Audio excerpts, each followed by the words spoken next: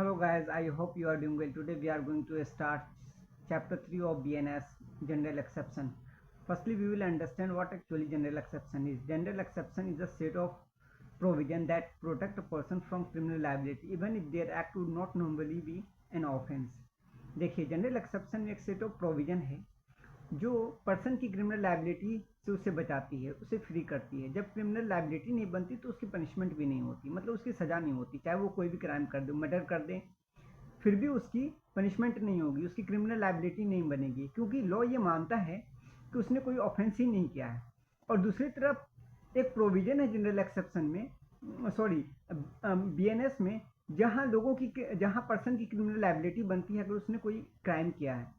जैसे कोई किसी ने मर्डर किया है तो उसकी क्या बनेगी, उसकी क्रिमिनल लायबिलिटी बनेगी। जब क्रिमिनल लायबिलिटी बनेगी तो उसकी पनिशमेंट होगी। तो एक सेट ऑफ प्रोविजन है जो लोगों को बचाती है, एक सेट ऑफ प्रोविजन है जो लोगों को फंसाती है। आज जो हम लोग पढ़ेंगे वो जनरल एक्सेप्शन पढ़ेंगे। जनरल एक्सेप्शन में जनरल एक्सेप्शन एक सेट ऑफ प्रोविजन है जो लोगों को बचाती है उसकी क्रिमिनल लायबिलिटी से। समझिए, जब क्रिमिनल लायबिलिटी नहीं बनेगी तो उसकी पनिशमेंट भी नहीं होगी।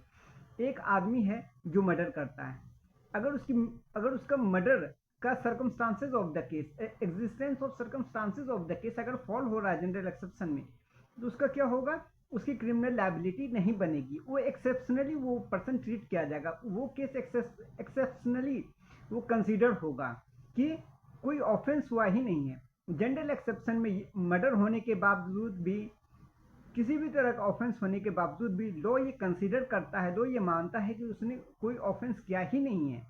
जब ऑफेंस नहीं होता है तो क्रिमिनल लायबिलिटी नहीं बनती, क्रिमिनल लायबिलिटी नहीं बनती तो पनिशमेंट नहीं होता है।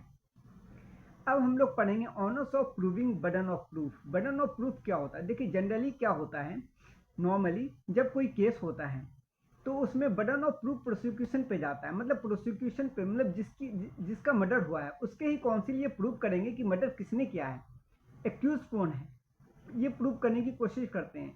लेकिन दूसरी साइड क्या होता है, जनरल एक्सेप्शन में क्या होता है, जो प्रूविंग हो, ऑनर्स ऑफ प्रूविंग जो जाता है, बर्डन ऑफ प्रूफ, वो एक्यूज पे जाता है। एक्यूज के काउंसिल को ये प्रूव करना होता है कि ये केस जो है, इसमें इस केस का एग्जिस्टेंस ऑफ सर्कमस्टांसेस है, ये जनरल एक्सेप्शन में फॉल होता है। तो जनरल एक्सेप्शन में फॉल होने की वजह से इसकी क्रिमिनल लायबिलिटी नहीं बनेगी, इसकी में पनिशमेंट नहीं होगा। तो honours of proving of burden of proof क्या किस पे जाता है, नॉर्मल केस में प्रोसिक्यूशन पे जाता है। इस जनरल एक्सेप्शन में ऑनर्स ऑफ प्रूविंग जो है वो शिफ्ट होता है किस पे, वो एक्यूज पे होता है। एक्यूज को प्रूव करना पड़ता है कि मेरा केस जो है, मेरा एग्जिस्टेंस ऑफ द केस है, इस केस का सर्कमस्टांसेस जो नेचर है, जो सर्कमस्टांसेस है, वो जनरल एक्सेप्शन में फॉल हो रहा है।